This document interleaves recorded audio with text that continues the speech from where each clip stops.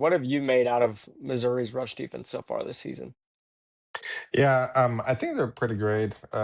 Definitely, they have the ability to pressure the O line, the opposing O line, and I think when I look at their defense in general, it seems to me like their strategy is to create pressure to force bad plays. And I think, I've always said your biggest weakness is your biggest strength.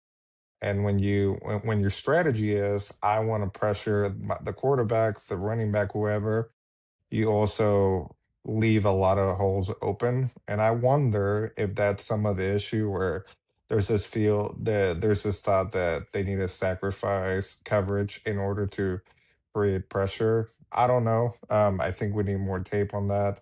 So Yeah. Yeah, I mean that's a fair question, right?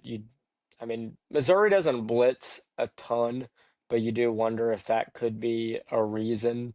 I mean, just from watching the games from an elevated level, it looks to me like there's just a lot of blown coverage. A lot of guys don't know what their assignment is. I mean, I think Toriano Pride on that what should have been a touchdown. Lenora Sellers throws the ball 50 yards down the field to a receiver who is like nobody around, 30 yards away, probably. And they just miss it. They just miss it. They don't connect. And I think Toriano Pride was playing zone and everybody else was playing man.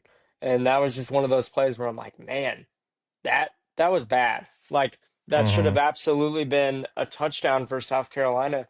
And who knows, obviously the game would have been 29-27, but if you score a touchdown in that moment, the game could end very differently, right? Momentum is a very real thing.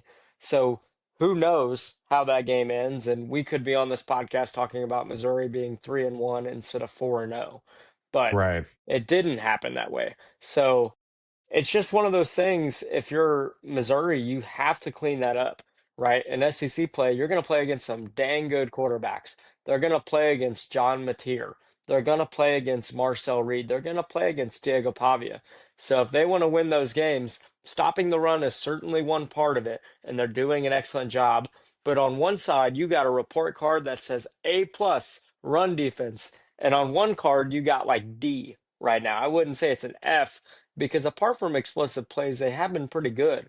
But the problem is explosive plays just give up so much yardage on these drives. It doesn't matter if you're holding them to 3 yards per pass attempt until they launch a 50-yarder and then your defense can't cover it. So for Mizzou, Right.